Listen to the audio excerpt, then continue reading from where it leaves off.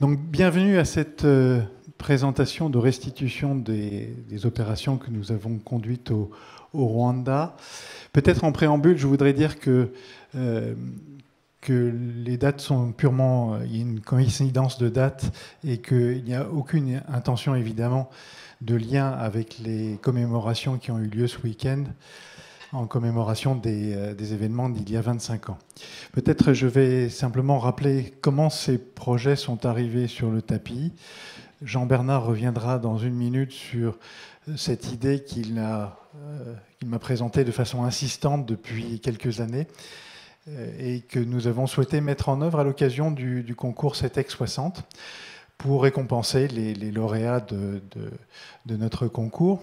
Et il se trouve qu'il y a eu une coordination assez favorable entre les projets qui ont été présentés, l'OTEC, s'il en est, et puis le projet de ces deux ouvrages réalisés avec les moyens du bord, comme vous allez voir au Rwanda sur le site, avec une association qui s'appelle Bridge to Prosperity, association américaine, avec laquelle nous avons collaboré à double titre.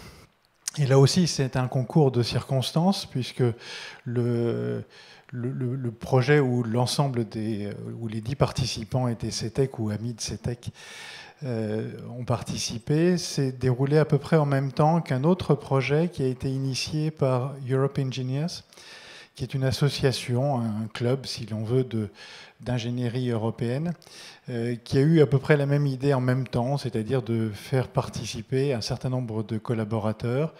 En l'occurrence, dans le cadre de Europe Engineers, c'était 2 collaborateurs de 5 ou 6 sociétés différentes, et qui se sont retrouvés pour construire un pont en novembre, et l'autre pont, entre guillemets, purement CETEC, a été mis en œuvre en janvier. Donc voilà la présentation. Je tiens à remercier, je pense qu'un certain nombre sont dans la salle, des contributeurs, des généreux contributeurs qui ont rendu cette opération possible, parce que si le financement de l'ouvrage lui-même est un financement CETEC, il appartenait aux équipes de trouver leur financement propre pour assurer le voyage. Ça fait partie de la démarche. Ce n'était pas des vacances, loin de là. Vous allez le voir par la suite. Et il y avait un effort aussi à mettre en œuvre, à montrer pour l'organisation du projet. Peut-être que Jean-Bernard veut dire quelques mots pour présenter Bridge to Prosperity. Moi, donc ça fait longtemps que je m'intéresse à ce projet. En fait, c'est 2 rencontres. Une première en 2002 au Congrès des Passerelles, où j'ai fait la connaissance de Tony Rutiman, qui est un Suisse des Grisons, et qui était élève ingénieur à l'école de Zurich et qui a abandonné ses études après le tremblement de terre en Équateur en 88 et qui est parti aider les gens. Et c'est là qu'il a compris que les ponts étaient un lien et que c'était une nécessité dans ces pays de relier les gens. Aujourd'hui, Tony Rutiman a à peu près relié 2 500 000 personnes et a construit à peu près 760 ponts.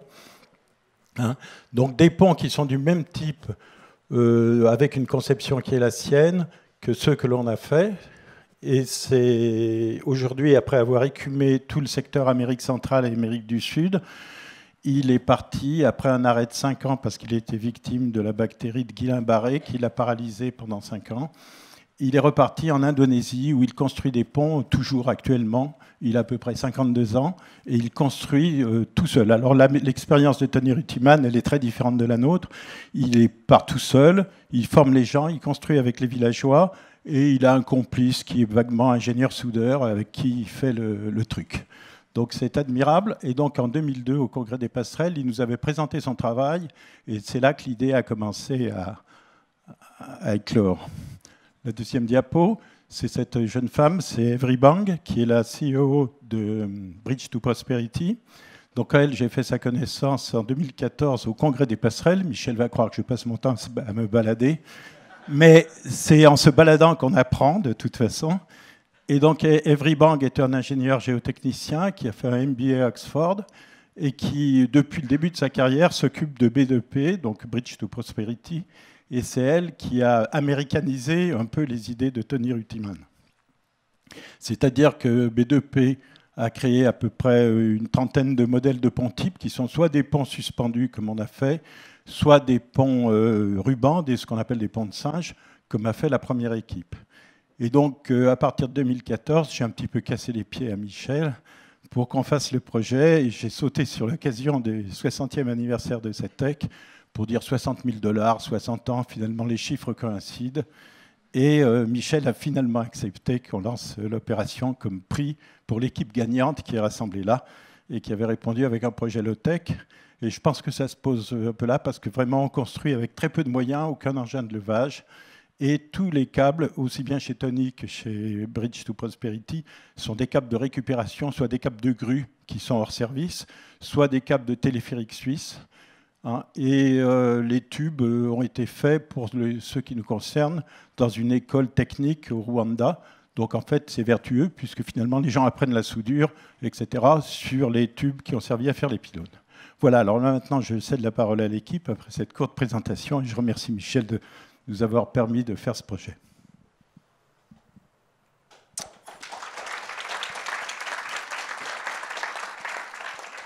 Merci Jean-Werner, merci Michel. Je vous remercie tous, donc donateurs et présents à cette conférence. Je suis Julien Tannant, un des deux project managers. Le deuxième est ici présent, Pascal.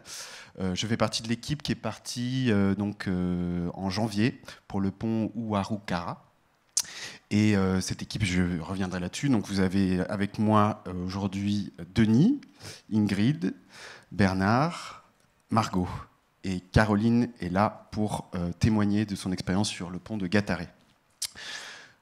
Pour ces deux expériences, eh bien, on va vous introduire le contexte de nos interventions, brièvement, et puis aller plus en détail sur la manière dont le pont Uaru-Kara a été construit.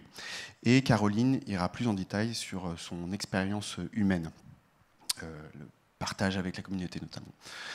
Donc, comme le disait Michel, c'est un peu particulier d'intervenir en ce moment pour parler du Rwanda. On est en pleine période de commémoration du génocide, 25 ans plus tard, donc c'est assez difficile pour moi d'intervenir dans ce contexte. Donc, je vais essayer de vous introduire très, très rapidement quelques faits importants sur le pays, notamment des faits qui ont des liens avec nos expériences. Donc le Rwanda, c'est un tout petit pays d'Afrique, un des plus petits, vous voyez, donc remis à l'échelle de la France. Donc nos deux projets étaient distants de quelques centaines de kilomètres. Il se situe à peu près au niveau de l'équateur. C'est le pays le plus densément peuplé d'Afrique. En 2001, la population vivant sous le seuil de pauvreté est estimée à 60%. Les 4/5 de la population vivent de l'agriculture. Et l'âge moyen de la population est de 19 ans. Il ne reste pratiquement plus aucune terre en friche. C'est un pays essentiellement agricole, comme on va le voir sur quelques photos qui suivent. Alors le pays est aussi connu pour avoir un secteur des services qui a énormément grandi depuis 2010. C'est un secteur qui représente près de la moitié du PIB aujourd'hui. Le pays connaît un faible niveau de corruption, ce qui fait qu'il y a beaucoup d'investissements étrangers et qu'il est présenté comme un petit miracle dans la région. Surtout avec ce qu'il a vécu il y a 25 ans, qui était absolument tragique. Donc je vous disais, voilà, un paysage très agricole. Les cultures du pays, ce sont essentiellement le matoké, donc les bananes vertes. C'est plus du tiers des terres agricoles. Et puis il y a des pommes de terre, des haricots, des patates douces, du manioc, du blé, du riz, du maïs. Alors le pays est aussi connu pour son nom, pays des 1000 collines. Donc c'est un pays qui possède des paysages très verdoyants. La majorité du pays se trouve à plus de 1400 mètres d'altitude et le climat est tropical humide, donc il pleut énormément, mais les températures restent relativement clémentes. Pendant notre séjour, par exemple, il faisait entre 12 et 27 degrés. Il y a 2 saisons sèches, une forte de juin à septembre et une autre, une petite, de décembre à février. Et donc l'association à laquelle nous sommes partis, Bridges to Prosperity, essaie de caler ses interventions à ce moment-là pour réduire l'impact de tout aléa climatique sur le papier. Les rivières sont nombreuses, voilà, beaucoup de vallées, et ces rivières entrent en crue régulièrement pendant la saison des pluies.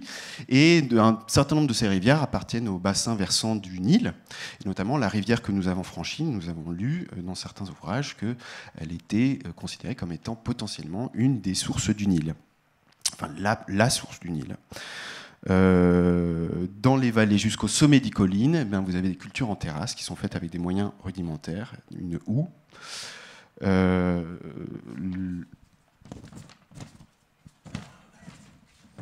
La langue officielle du pays, c'est le Kinyarwanda, que nous avons dû pratiquer, qui est parlé par 90% de la population. Les Rwandais ont pour origine un seul et même groupe ethnique, les Banyarwanda, lui-même divisé en les sous-groupes dont vous avez entendu parler certainement. Les grandes routes qui relient Kigali et les grandes villes de province sont en bon état, on les a pratiquées, c'est des routes bitumées parfaitement praticables. Mais les autres routes, ce sont des pistes en terre, en latérite, qui sont souvent mauvaises. Elles ne sont jamais désertes, tout le temps du monde, tout le temps du monde, oui. Comme le pays est extrêmement peuplé, vous avez tout le temps du monde qui se balade sur les routes. Et on se déplace essentiellement à pied. Dans les gros villages, on trouve des vélos et quelques motos, mais quasiment pas de véhicules à 4 roues qui évoluent sur ces pistes. Alors, une végétation verdoyante grâce à un climat particulièrement propice, une faune très riche, en comparaison avec la biodiversité en Europe. Première intervention donc, au Rwanda de collaborateurs de CETEC, donc Caroline et Laurie, qui sont allés en novembre construire le pont de singe de Gatare. Et l'objectif, on le verra, c'est le même pour le pont sur lequel nous avons collaboré en janvier, c'est relier des communautés qui sont de part et d'autre d'un fleuve qui entre régulièrement en crue. Donc là, vous voyez la rivière franchie par le pont Gatare, elle est en crue de 90 à 180 jours, et c'est un véritable enjeu pour la communauté, puisque souvent des équipements publics sont de part et d'autre de la rivière, une école, un dispensaire, un marché, et les gens essayent de traverser ces rivières en période de crue et ne sachant pas nager, et la rivière étant en crue, donc avec du courant important, il y a un certain nombre de morts chaque année. Donc le pont de Gatare, il fait 37 mètres et il dessert une communauté de 2700 habitants. Le pont Ouarukara, donc là vous voyez avant notre intervention, voilà, avant qu'on intervienne, comment est-ce qu'on traversait, voilà, à pied la plupart du temps. Donc là c'est en période de saison sèche. Le niveau n'est pas très élevé, mais bon, il suffit, quand vous êtes à peu près au milieu du fleuve, les gens avaient l'eau à peu près au niveau de la taille. Donc pour le pont Ouarukara, c'était une communauté de 7000 personnes, un pont de 70 mètres de long, et donc là aussi, une école et un dispensaire d'un côté de la rivière, de l'autre côté un marché, donc nécessité régulièrement de traverser cette rivière. Et donc là, l'association nous avait dit qu'il y avait régulièrement 6 personnes par an qui mouraient en essayant de traverser la rivière. Première équipe, celle de Gatare. Donc on a Caroline tout à gauche et Laurie, troisième personne à partir de la gauche. Donc ils sont intervenus dans le cadre de l'opération Europe Engineers, dont vous parlez Michel. Donc voici Laurie, Caroline. À l'issue d'une réponse, un appel à volontariat, on va dire. Et donc, l'équipe à laquelle j'appartiens, Ouarukara, donc nous étions 10. La constitution de cette équipe a été une aventure en soi. Donc, une grande partie de l'équipe était lauréate du concours CETEC 60, où nous avons porté un message assez ambigu sur le futur, on va dire, entre voilà, une vision où voilà, l'environnement s'emballe et il devient un peu plus difficile de vivre dans nos villes européennes, et les ingénieurs de CETEC interviennent pour rétablir cette situation en utilisant des principes low-tech. Alors juste une petite parenthèse sur cette équipe, nous étions 8 participants, notamment un des auteurs principaux de cet article, qui est Arthur Grimont-Pont, a tout de suite dit qu'il ne voulait plus prendre l'avion. On entend régulièrement, c'est un des sujets en ce moment autour de l'écologie, ne plus décider en tant que citoyen de ne plus prendre l'avion. Donc Arthur a décidé de ne pas venir avec nous.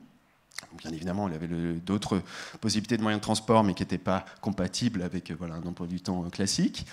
Puis il y a aussi Charles-Éric, qui a décidé, après moult réflexions, débats dans l'équipe, de ne pas repartir. Alors, petite anecdote, aujourd'hui, Charles-Éric Dupéré est en train, lui, de faire sa propre mission humanitaire, puisqu'il est en 4/5e, et tous les lundis, il va faire à manger à des migrants africains. Donc, cette manière d'intervenir voilà, sur l'amélioration du bien-être de certaines personnes. Et puis, donc, autre aventure, donc il y avait 10 places, et 4 étaient à compléter, donc on a tout de suite invité rapidement Jean Bernard, parce qu'on voulait, voilà, il était l'auteur principal, à l'initiative, un des initiateurs principaux de ce projet. Voilà. Puis il y a des personnes à l'issue du concours, donc Marianne, Bernard. Et puis, on a essayé d'ouvrir à d'autres équipes d'autres filiales du groupe CETEC. C'est là que Margot, qui est ici présente, est intervenue. Et on a eu un petit accident de parcours à 3 semaines avant le départ, où Marianne a eu un petit souci, et elle a malheureusement pas pu... c'était un vrai déchirement au sein de l'équipe. Elle n'a pas pu nous rejoindre. Et c'est Julia, notre collaboratrice de Tess, qui est collaboratrice de Margot, qui nous a rejoint finalement. Donc, les deux typologies de ponts que construit l'association, ce sont les deux typologies que vous avez sous les yeux. Donc, la première en haut, dite de pont de singe, qui correspond à un relief particulier. C'est souvent quand les rives du fleuve franchi est escarpé. Ce n'est pas forcément des fleuves d'ailleurs, hein, ça peut être tout simplement une brèche. Donc quand notamment il n'y a pas vraiment d'enjeu de gabarit sous l'ouvrage, sous la passerelle, eh bien l'association envisage de construire des ponts suspended bridge, donc des ponts de singe. Et l'autre typologie qu'ils construisent, donc, ce sont des ponts suspendus avec donc des mâts. On reviendra en particulier sur ce type de pont. Donc Agataré, donc l'équipe de Caroline a construit un pont de singe, et nous, à Arukara, donc nous avons construit un pont suspendu. Donc voici la vallée dans laquelle nous sommes intervenus. Donc là, justement, on reviendra là-dessus. Ce n'était pas vraiment la saison sèche, et le fleuve est quasiment entré en crue. Alors avant de vous parler vraiment de la manière dont on a construit le pont, juste sur notre intervention, en fait, nous-mêmes, on s'est un peu demandé comment est-ce qu'on allait intervenir, quel allait être notre rôle. En fait, l'association est comme une entreprise de construction et a ses chefs de chantier. Donc, le chef de chantier principal, c'était Évariste, donc un jeune Rwandais de 29 ans qui était à son, je sais plus, 50e pont au Rwanda. Essentiellement des ponts de singe et quelques ponts suspendus. Il faisait le plus grand pont suspendu, voilà, la première fois qu'il faisait un pont suspendu aussi long au Rwanda. Donc une personne extrêmement compétente, très calme, qui a affronté la variété des caractères de notre équipe. Et Égide, donc son second, aussi très calme, très constant dans leur manière de développer le chantier. Et puis, donc, chose importante dans la manière dont l'association intervient, c'est que donc, Évariste et Égide ont commencé le chantier dès octobre. Et ils ont commencé le chantier avec la communauté. L'association, elle prend contact avec des gouvernements locaux. Donc là, nous, c'était la région, la municipalité de Niagisozi. Et elle convient avec cette municipalité de leur intervention, du choix du site. Et une fois que ceci est enclenché, est acté, il y a un bridge committee, donc 10 personnes de la communauté, des communautés qui vont être desservies par le pont, qui vont suivre l'intégralité du chantier depuis le début et qui ont aussi pour mission de suivre la maintenance du pont. Donc là, il y a un peu plus que 10 personnes, hein, mais dans les photos qui sont affichées, vous avez des personnes qui appartiennent au bridge committee. Et on verra donc à l'occasion de la cérémonie d'inauguration, ils recevront le livret de maintenance du pont. Donc voilà, avant qu'on arrive en janvier, le Bridge Committee, encadré par Évariste et Egide, ont commencé les travaux de fondation. Donc là, on a la pile rive gauche, avec son ferraillage. Là, le bloc d'ancrage du câble principal, donc ce qui va permettre de retenir le câble sur lequel on va accrocher le pont, pour être très synthétique. Et donc, j'attire votre attention sur voilà, le moyen de bétonner. Donc, c'est un petit jerrycan découpé. Et donc, le béton est fait juste là. Et donc, une chaîne humaine où on transporte donc, le béton tout frais dans le jerrycan jusqu'à sa destination finale. Lorsque nous sommes arrivés, donc, il y avait tous les matériaux qui étaient sur place, notamment donc, les mâts des pylônes. On va voir ce qu'ils deviennent après. Et donc nous débarquons le 16 janvier 2019, voilà, avec un certain nombre d'heures de vol au compteur. Et nous sommes pleins de bonne volonté, nous avons préparé notre intervention.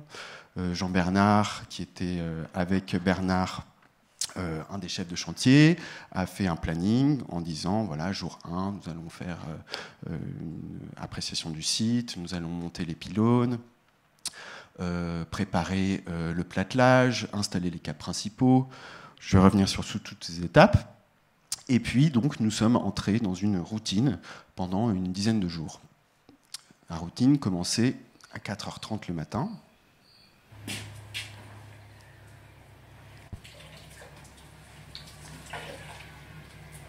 Nous étions hébergés chez l'habitant. On reviendra là-dessus un peu plus tard. Nous avions des chauffeurs, des pick-up qui nous amenaient jusqu'au site. Nous traversions un paysage relativement enchanteur. Le matin, surtout avec des brumes.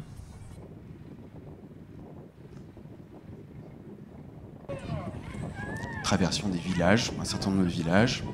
Nous étions un petit peu l'événement, un des événements de la journée.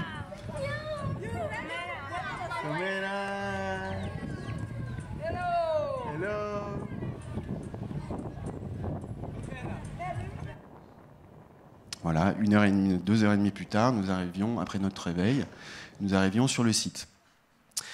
Donc, comme je vous disais, le matin, voilà un spectacle qui se déployait sous nos yeux, avec ces allées très marécageuses.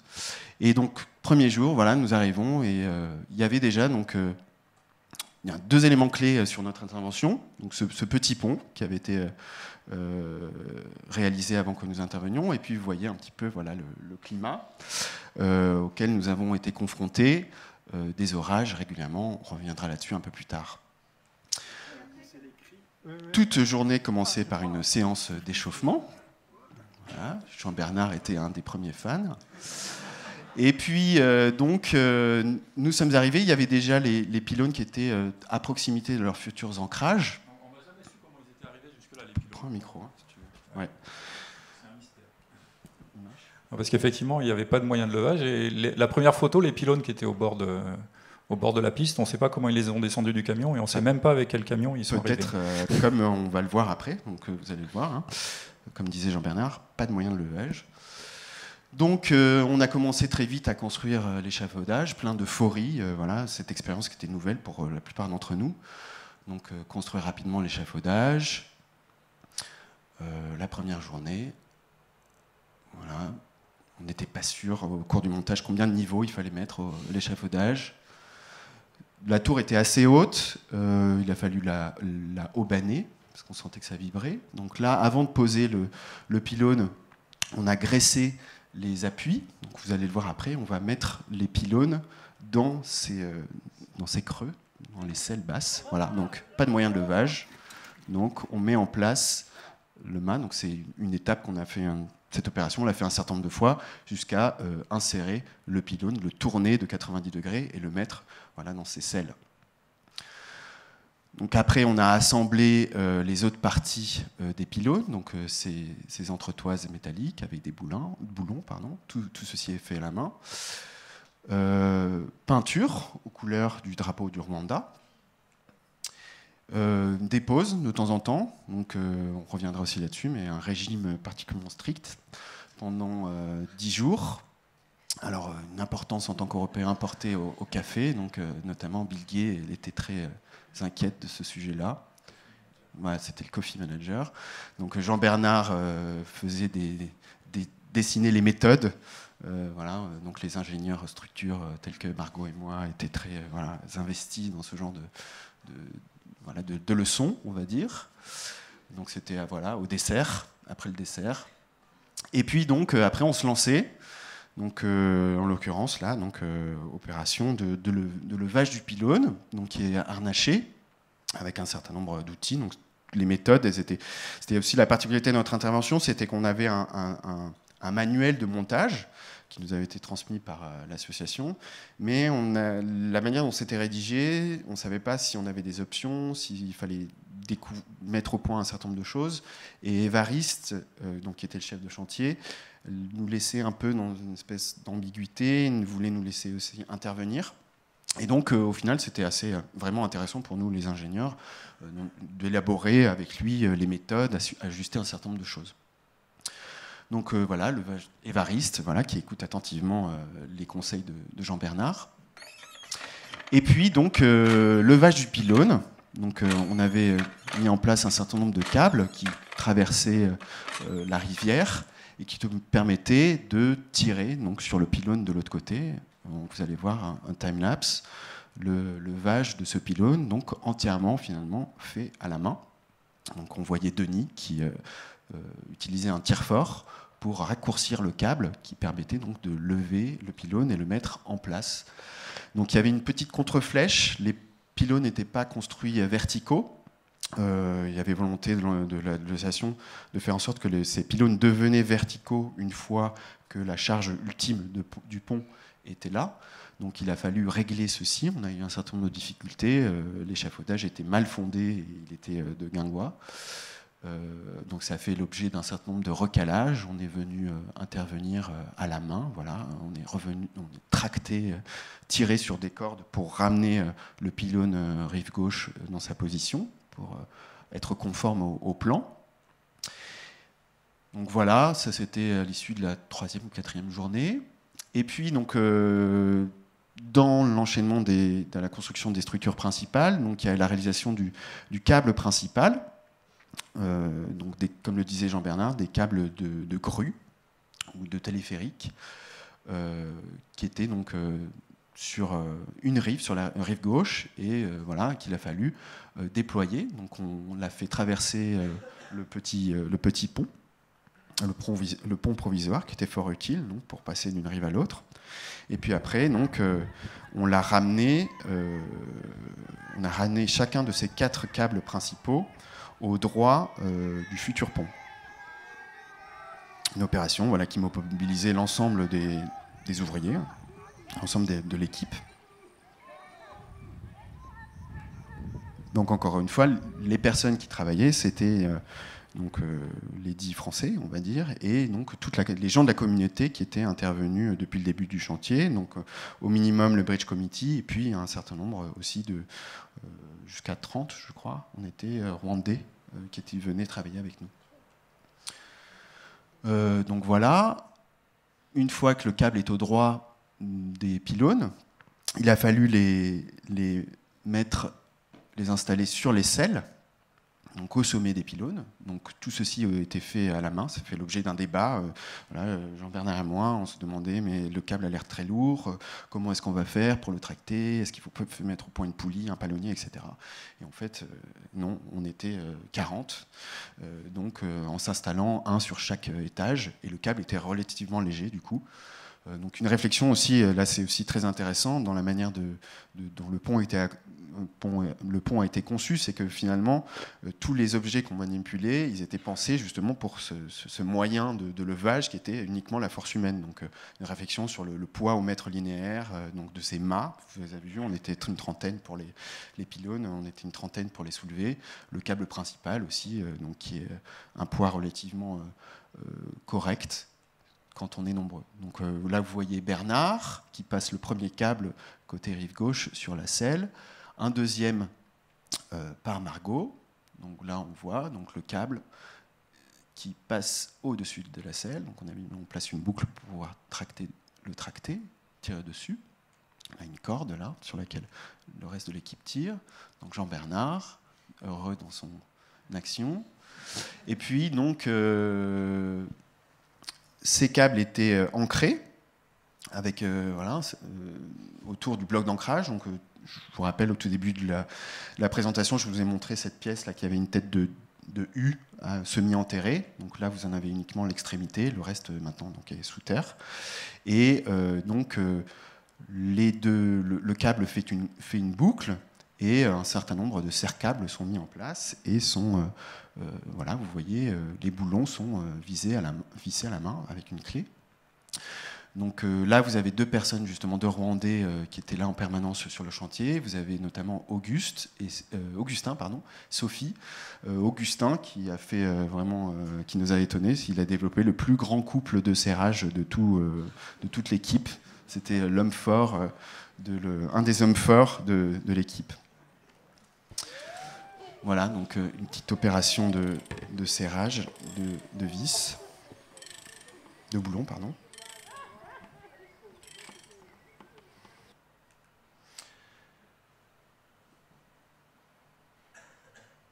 Toutes ces opérations se font sous la surveillance des paysans qui sont en train de travailler leur terre juste à côté, ou de ceux qui sont en train justement d'amener leur culture au marché. Donc on était tout le temps surveillés, c'était un peu le spectacle. Donc là on voit donc un premier câble qui est en place, un deuxième qui est encore dans l'eau. Justement, l'eau, c'est pas de l'eau, enfin il y a de l'eau, mais c'est de la boue latéritique. Et c'est vrai qu'on se dit c'est pas profond, ça craint rien, mais 1 mètre de cette boue très visqueuse, c'est pas pareil que 2 mètres d'eau claire, quoi. Si vous buvez la tasse dans de la boue latéritique, je pense que c'est pas la même chose. Ce qui explique aussi le danger, parce que ça monte très très légèrement, hein, ça couvre peut-être 20 ou 30 cm de la berge, mais le débit, on voit sur certains films, ça pulse. Et ça fait des remous qui sont pas courants, on les voit même pas sur les fleuves ici. Cette viscosité est particulière. Donc une fois que le câble a été installé donc, en haut de chacun des pylônes, donc sur leur selle, eh bien, on règle leur position, donc ce qu'on appelle le réglage de la flèche. Donc on règle le point bas de ces câbles en conformité avec les plans. Donc on utilise des appareils de mesure pour suivre ceci, et on fait ça donc, pour les 4 câbles porteurs, donc 2 de chaque côté. Et avant de passer à autre chose, donc un petit détail parmi les caractéristiques de ce pont qui en font son ingéniosité, eh bien, il y a cette petite câblette donc, qui n'a pas de fonction porteuse, c'est uniquement géométrique. Donc, c'est une opération qui a été réalisée par Pascal et Denis. Donc, le câble, ce petit câble-là, est marqué à intervalles bien précis, des intervalles définis sur les plans, et vont nous permettre, une fois qu'on va mettre en place le reste de l'ouvrage, dont Ingrid va vous parler, va nous permettre de caler géométriquement l'espacement entre les pièces du pont. Vous verrez un peu plus de détails là-dessus. Maintenant, je laisse la parole à Ingrid qui va nous parler des tâches qu'elle a suivies particulièrement. Merci.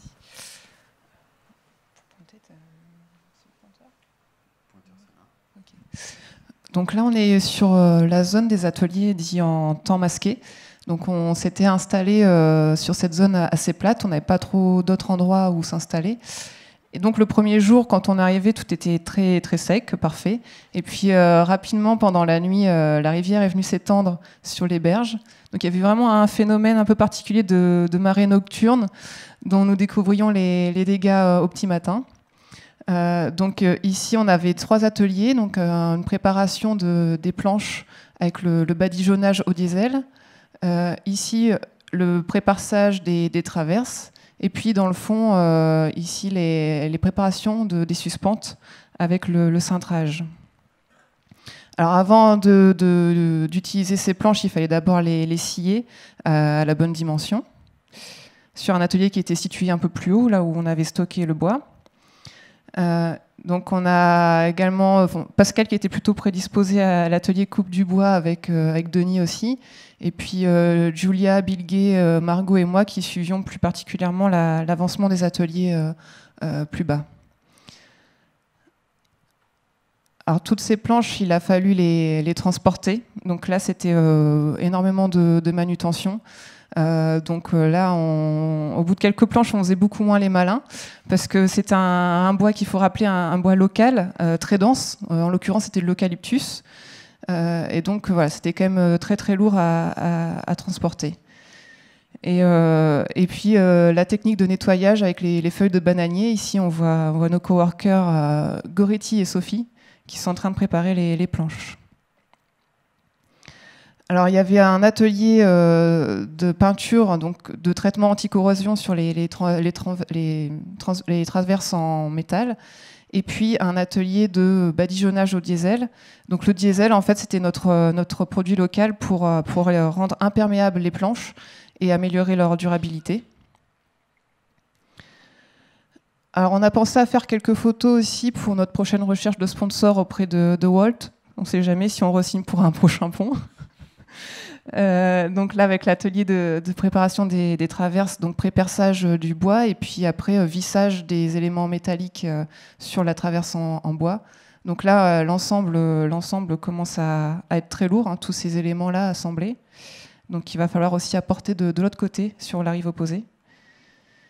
Et ici, donc l'atelier de cintrage des suspentes. Donc en fait, ces suspentes vont pouvoir servir à aller accrocher les traverses métalliques sur les câbles principaux. Donc Égide nous avait préparé cette table de cintrage, donc avec tous les repères pour le pliage. Et donc le but c'était à partir d'une barre droite d'acier de béton, donc des HA10 et des HA12, de plier, d'obtenir un crochet droit à une extrémité et une boucle de l'autre extrémité. Donc les barres étaient très très longues, donc il nous fallait des porteurs qui ici sortent du cadre pour maintenir les suspentes. Et puis comme on avait 280 crochets à réaliser de cette façon, on avait quand même un roulement d'équipe prévu.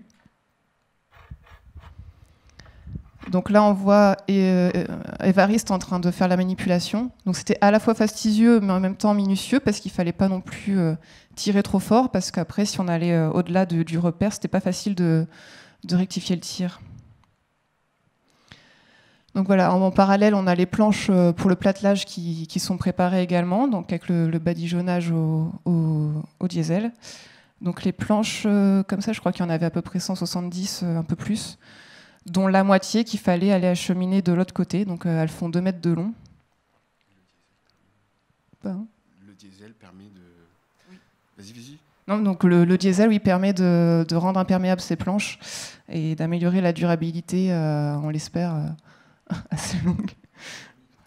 Et oui, les attaques contre les nuisibles.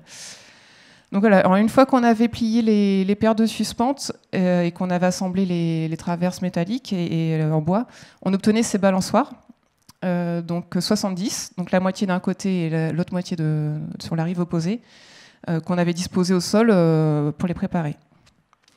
Alors après ces balançoires, il a fallu les hisser tout en haut des échafaudages, une par une, les clamper et puis les lancer, alors dans le bon ordre si possible, parce qu'elles étaient bien numérotées.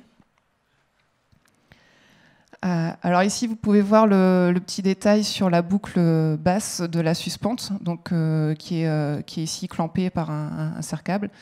Donc en fait, la géométrie, elle était assez bien étudiée pour pouvoir venir attraper la suspente à la main et serrer la barre métallique pour pouvoir venir y fixer le serre-câble.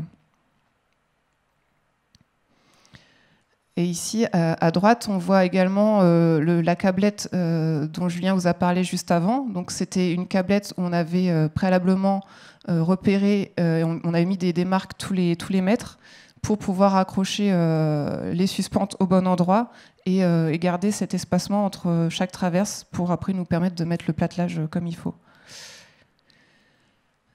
Voilà, donc là, il y avait la même chose de l'autre côté. Et puis, donc, cette câblette, on venait régulièrement l'attendre pour permettre d'écarter les traverses comme il faut, parce qu'au fur et à mesure du lancement des balançoires, il y avait l'affrottement qui retenait les traverses. Donc, comme on peut le voir ici.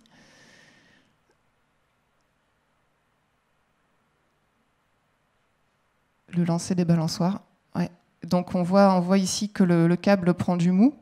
Et puis après, au fur et à mesure, on va venir retendre pour que les traverses soient positionnées comme il faut pour la géométrie finale du pont. Donc on voit que régulièrement, ça reprend un peu de mou et qu'il faut venir tirer. Alors voilà, là, on commence à avoir un pont. Alors plutôt en version parcours accrobranche pour l'instant, parce que là, on a 1 mètre d'espacement entre chaque traverse. Mais voilà, là, on commence à être un peu plus rassuré, je pense, au niveau du planning et de l'avancement des travaux. Et les grillages. Pardon. Et les grillages qui sont prêts à être posés pour la suite. Et il n'y a plus de grillage. Donc là-dessus, on commence à voir qu'il y a pas mal de câbles et de suspentes qui commencent à venir s'entremêler. Donc ça commence à devenir sérieux pour s'y retrouver. Et donc les premières suspentes, les toutes premières suspentes étaient tellement longues qu'il fallait les faire en 2 parties en fait, parce que les fers n'étaient pas assez longs. Et donc là, Julien, qui commence à devenir le pro du clamp, était en train d'assembler ces 2 parties des premières suspentes, donc partie haute et partie basse, sur les suspentes les plus longues. Alors ensuite, on a pu commencer à démonter les tours d'échafaudage. Donc là, on voit le détail sur le haut des mâts. Donc on avait bien fait le travail en mettant nos cerclables de chaque côté, ce qui permettait d'éviter le mouvement dans le sens longitudinal des câbles. Et puis le soir, en rentrant, Pascal qui nous dit mais il y a des trous là. Oui, on a démonté, on a mis les 2 clampes pour pas que les câbles bougent, hein, classique. Et puis dans le feu de l'action, on a démonté les échafaudages. Et après, on s'est dit, mais c'est vrai, effectivement, Évariste, il y avait 2 trous en haut des pylônes. Alors, du coup, le champion des échafaudages, Denis, les a remontés une paire de fois. Il a remonté les échafaudages parce que Margot a bien essayé de faire une démonstration de monter en moulinette, en escalade sur les pylônes. On n'a pas eu l'autorisation parce que Évariste avait aussi un rôle quand même très important, c'est d'assurer la cohérence par rapport aux assurances et à la sécurité. Et ce n'est pas des choses qui étaient négociables. Voilà, petit détail. Je complète le détail. On a démonté les échafaudages parce qu'on ne pouvait pas lancer le platelage tant qu'on n'avait pas démonté les échafaudages. Et comme on était hyper speed et qu'on avait envie de tenir les délais, on ne s'est pas posé trop de questions. Voilà. Donc voilà les tours qu'on a remontés. Donc on a dû remonter 4 tours pour les 4 pylônes. Donc ça nous faisait à ce stade 6 montages d'échafaudage contre normalement 2 théoriques. Mais bon, on voulait un peu de challenge, donc on en a fait un peu plus. Voilà, donc après une fois ces aléas passés, là, on était prêt pour la pose du platelage. Et donc là, on commence la pose des 70 mètres de plancher qu'il va falloir démarrer de chaque côté du pont. Alors au démarrage, là c'est Pascal aussi qui s'y colle, avec un petit jeu d'équilibriste pour essayer de trouver la bonne méthode. Donc c'était un petit peu laborieux au départ. Et Denis, voilà, qui nous sert d'été, mais ça, il va pas pouvoir le faire très longtemps parce qu'on arrive très vite dans la rivière. Ouais. Voilà, le montage. Donc en fait, on avait une technique qui était celle de monter la planche centrale en premier et les 2 planches latérales tout de suite. Et puis on laissait derrière une équipe terminer en mettant les 2 autres planches latérales, ce qui fait qu'on avait 5 planches au total dans la largeur du pont. Et donc voilà, donc ici la planche centrale, les 2 latérales vissées à 3 points. Et puis on avait Égide qui nous a fabriqué ces U en fer à béton également pour nous permettre de bloquer les traverses et l'espacement. C'était assez judicieux. Ça nous a permis d'arrêter de faire les équilibristes. Donc voilà, donc ici on revoit la barre qui permet de bloquer tous les mouvements. Ah, donc ça avance bien dans la bonne humeur. On continue. Alors ici, c'est intéressant, on commence à voir vraiment la coactivité sur l'ensemble du pont avec toutes les activités. Donc les premières planches qui sont posées ici par les premiers de cordée, et puis ensuite les planches qui nous manquent au fur et à mesure, et puis le vissage derrière aussi, on complétait au fur et à mesure. Et là, on avait Bill Gaye en James Bond Girl armé de sa visseuse. L'acheminement des planches, parce que voilà, il fallait les amener au fur et à mesure depuis chaque rive. Et tout le monde est bien harnaché. Donc on a essayé de montrer l'exemple quand même. On a quelques photos qui le prouvent. Et là, Bernard, qui avait développé une méthode assez différente de celle de Pascal, mais très très efficace, sous le contrôle assidu et intransigeant de Jean Bernard. Voilà, et nos coworkers qui sont toujours très volontaires et appliqués. Donc, comme on avait un manque de visseuses, on avait mis en place la technique d'un phasage assez précis de mettre trois vis sur les premières planches à la visseuse, et puis de laisser à l'arrière les champions de la clé à cliquer terminer ce vissage. Voilà. Margot, du coup, va poursuivre sur ces étapes de la construction.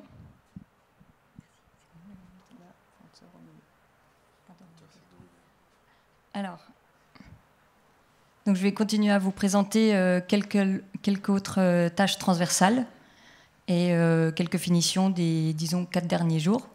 Donc ici, on voit le travail du garde-corps sur les rives, donc les rives du lit majeur.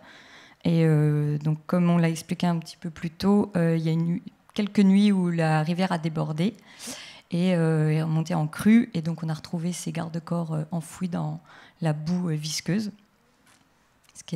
Il a fallu les nettoyer derrière. Donc ce travail consistait principalement, la préparation des garde-corps, le travail consiste à dérouler, démêler le grillage et à l'assembler sur ces lisses, qui sont les lisses horizontales en bois. Donc pendant ce temps-là, le platelage continue d'être posé, lentement mais sûrement. C'est une tâche assez longue et fastidieuse, comme Ingrid l'a présenté.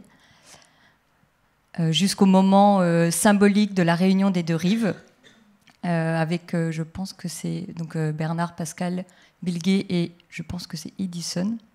Je n'étais pas sûre. Voilà.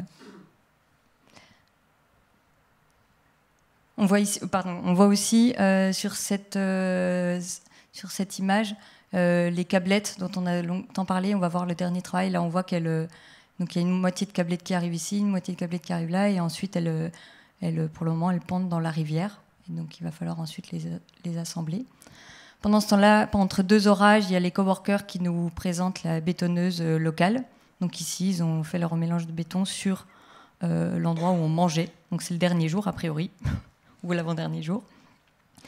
Donc assez sommaire, mais très efficace. Approuvé par Julien, qui se colle à la tâche de transporter le béton, avec Denis également. Donc ce béton permet la finition de l'interface entre le tablier et les culées, donc qui vient permettre d'ajuster la petite marche du tablier et puis également de bloquer le tablier dans son plan horizontal sur les 2 extrémités. Ici, alors on voit le garde-corps, une première travée de garde-corps en train d'être posée, donc il faut être assez nombreux. C'est assez compliqué en fait de manipuler ce grillage à poule, comme Jean-Bernard l'appelle. Et on s'accroche les doigts, donc il faut le manipuler avec les gants, et puis il faut être plusieurs.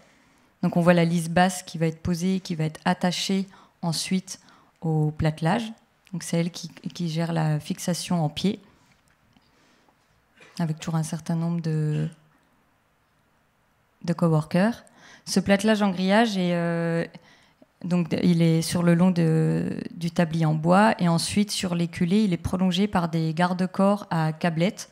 Donc on voit ici 2 personnes en train de mettre en tension les câblettes du garde-corps d'éculé. Donc la pose d'une deuxième, de la fin des travées. Donc il a été monté, je crois que les 70 mètres sont faits en 4 travées de garde-corps. Donc après, il faut les mettre en tension pour bien les réunir. Donc toujours pas mal de personnes pour essayer de mettre en place et puis fixer les lisses horizontales au sol. Pendant que Denis, pendant que Denis s'apprête à remonter une 3e fois les tours. Donc normalement, il n'est pas du tout prévu dans les plans de chantier. 7e. Oui, 7e fois, oui. 3e par rapport au 7e fois. Donc normalement, il n'est pas du tout prévu de monter un échafaudage à cet endroit-là. Vous voyez qu'on est vraiment au bord de la rive. Et en fait, donc je vais le présenter juste après, on voit des images où je vous expliquerai un peu mieux. Et donc ça doit être l'avant-dernier jour, non, de chantier, je pense. Et donc ça, c'est le petit détail cheap, mais très chic, de couture des 2 grillages. Donc en fait, avec un bout de... Je ne sais pas si on peut le repasser. Avec un bout de fil zigzagué extrait d'un morceau de grillage, on vient créer la couture en enfilant en rotation.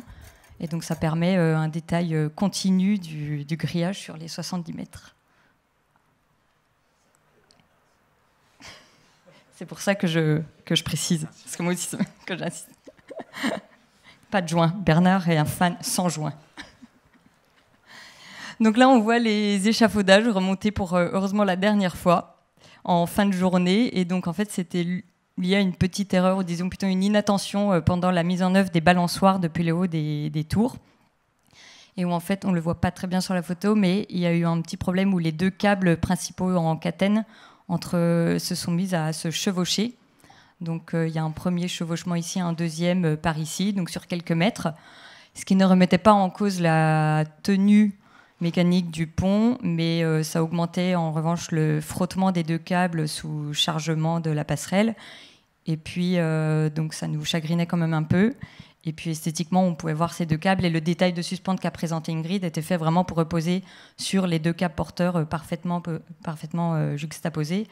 Donc quand il y a ce chevauchement, évidemment, le détail n'était plus très propre. Donc ça nous a tenu à cœur de le... Et Évariste tenait aussi à construire le pont aussi, tel qu'il était prévu. Donc on a remonté ces échafaudages en fin de journée, très fatigués. Et pour dévriller les 2 câbles, c'est bien Jean-Bernard qui a donné la solution, puisqu'il avait observé effectivement que pour dévriller des câbles, le problème, il n'était pas de tirer dessus, il était de supprimer les frottements. Et du coup, on a réussi, en tapant dessus, à les faire remettre à leur place, parce qu'on avait mis des coins de bois sur toutes les parties accessibles sur l'autre longueur du câble. Voilà, donc ils y sont allés à coups de pieds de biche pour essayer d'enlever cette vrille entre les 2 tours. Et ce jour-là, le héros, c'est ici, c'est Bati, qui était en fait notre chauffeur, au bras très musclé, et qui est monté pour un des 3 chauffeurs, à qui on a fait appel ce soir-là, parce qu'il fallait quelqu'un de costaud. Alors il est monté pour la première fois sur un échafaudage, il n'était pas très à l'aise, mais il a tenu le coup, et c'est devenu le héros du soir, avec, je ne sais plus, il y avait Denis, Bernard, donc, qui est en haut de la tour. Pendant que l'orage grondait. Donc la fin de journée encore un peu intense jusqu'au bout. Voilà, donc là on voit 2 vaches qui traversent pour une des dernières fois la rivière, parce qu'elles aussi, elles vont bientôt traverser la passerelle. On voit les câblettes aussi, la fin des câblettes aussi, toujours dans la rivière. Donc ici, c'est le fameux travail justement de finition de la câblette, où on vient la prolonger et la tirer de la rivière pour la mettre sur les 2 autres morceaux, 2 autres moitiés de passerelle. Et elles vont servir en quelque sorte de main courante du garde-corps. Elles sont accrochées, et puis elles servent ensuite, elles sont fixées par ces serre-câbles. Et ça sert aussi à venir fixer la partie haute du garde-corps sur les suspentes. Donc là, tout le monde s'y colle. C'est une tâche un peu longue et minutieuse. Donc le jeu, c'est de ne pas faire tomber les boulons dans la rivière. Donc tout le monde s'y met. On a perdu un certain nombre. Voilà, alors là, je pense qu'on peut dire que le pont est achevé. La passerelle est achevée. C'est la fin de la construction. On voit ici encore ici un câble tout en haut. Je n'arrive pas à le pointer. Ce câble-là, qui est le câble de sécurité sur lequel on accroche les lignes de vie, qu'on va devoir faire tomber. Donc on le voit ici encore, avec les deux mousquetons ici accrochés de la ligne de vie. Donc là, tout le monde s'attelle aux dernières finitions, les petites retouches peinture. Alors là, on voit une vue en sous-face de la passerelle et le comportement dynamique. Donc un beau mode propre vertical de la passerelle. Donc assurément, la passerelle ne remplit pas du tout les critères de confort occidentaux. On n'a pas réussi à estimer de combien, mais a priori, on n'est pas loin de l'ordre de ce qu'on appelle de la panique dans les codes européens. On n'avait pas envie de vomir. Mais on n'avait pas envie de vomir, c'est largement... Mais il faut savoir que les premières traversées, les habitants ont quand même... Certains ont un peu peur. C'est quand même pas très agréable. Mais on s'y fait. Donc voilà, là, tout le monde s'attelle aux dernières préparations, le balayage de la passerelle à la feuille de bananier, les débuts des décorations. On se prépare pour donc les décorations et on se prépare pour les photos officielles avec toute l'équipe de B2P en vert, l'équipe de CETEC en blanc et tous les donateurs. Donc vous devriez avoir votre nom écrit ici, en bas. J'en profite pour faire un petit coucou à Lio, qui est là, qui fait le signe des Illuminati, là, avec son triangle, qui est coincé entre Jean-Bernard et Bernard. C'est du manspreading sur une photo d'inauguration.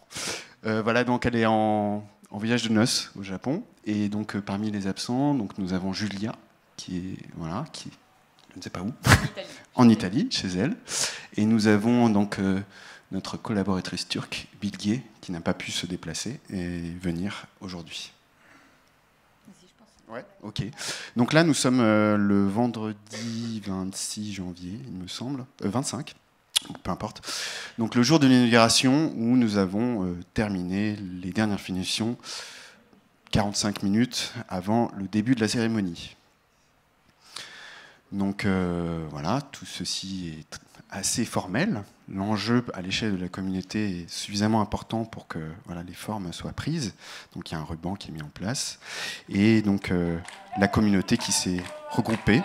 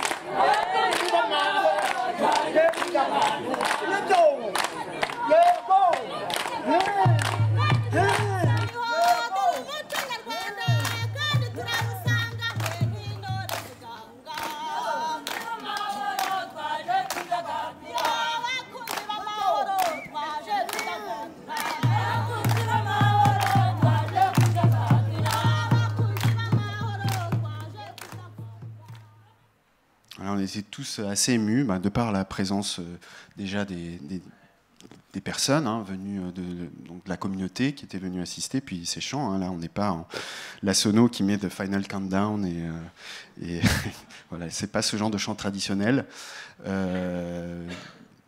Toute cette masse de gens qui chantent en chœur pour célébrer donc la réalisation de ce pont. D'un certain nombre d'interventions dans le cadre de cette cérémonie, et notamment une personne qui est venue parler au nom de parents de victimes. Et, une dame qui était venue parler de, je sais plus, une personne de sa famille qui avait essayé de tenter de franchir la rivière et donc qui était mort dans cette entreprise. Donc, parmi les nombreux discours, il y a eu des project managers, donc Pascal et moi. On a parlé de nos galères notamment et du fait qu'on a été vraiment enthousiastes dans notre travail et puis dans la collaboration avec les Rwandais. On reviendra là-dessus. Donc, Jean-Bernard, en tant que chef de chantier, a eu un petit souvenir qui est maintenant dans la salle de direction au 12e. Jean-Bernard l'a remis à Michel à son retour.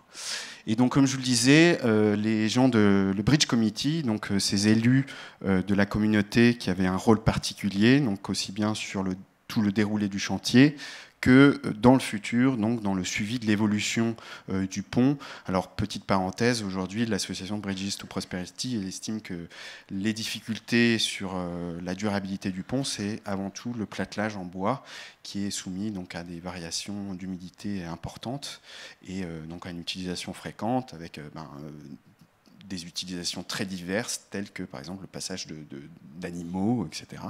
Donc de charges ponctuelles violentes, on va dire.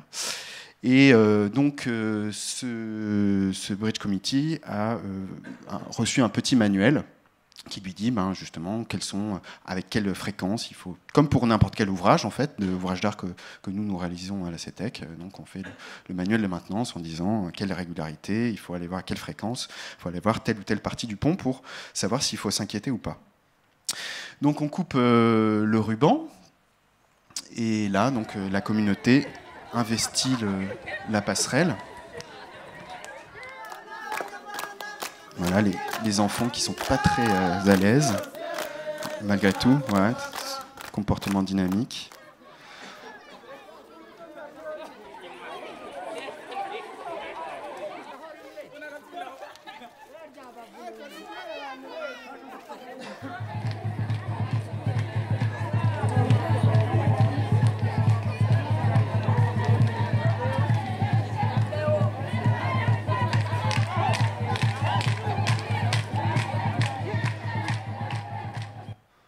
Voilà, donc c'est une cérémonie qui a duré pas si longtemps finalement, une heure et demie, à rythme assez effréné. Notamment, c'était nécessaire pour nous. Nous avions les ordres vraiment très clairs de l'association de quitter les lieux assez rapidement pour ne pas être sur les routes qui nous menaient à Kigali la nuit. Donc on n'a pas trop pu partager, un peu flâner et prendre le pouls de la population après la cérémonie. On a eu le temps de faire bien évidemment quelques photos, mais c'est un peu les choses sur lesquelles on est resté un peu amer. C'était pas être resté, surtout qu'on a vraiment vécu avec ce paysage, avec ce pont pendant 12 jours, dimanche compris.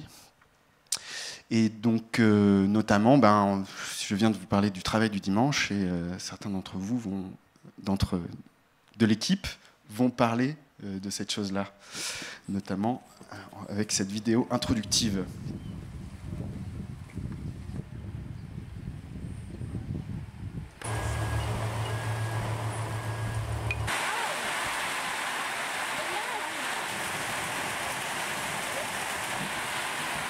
Ça, on est mardi, donc deuxième jour. Voilà, alors effectivement, on avait choisi une saison sèche, donc comme tout le monde, donc c'était B2B quand même qui avait fait ce choix. Bon, là, voilà, on est tous réfugiés et on attend l'embellie qui sera longue à venir. C'est absolument impossible d'être dehors. En plus, il y avait régulièrement des coups de tonnerre. Enfin, c'était quand même pas très engageant. Donc on attend, on se regarde, on fait passer le temps. Et voilà, c'est tout ce qu'on avait à contempler. Et puis surtout, notre chantier qui commençait à se noyer. Donc, au bout d'un moment, il a fallu être un peu audacieux, puis essayer d'imaginer un drainage pour essayer de reprendre assez vite le travail. Donc voilà, quand Pascal parlait d'une eau plutôt boueuse, on avait une petite illustration. On ne savait pas trop dans quoi on marchait.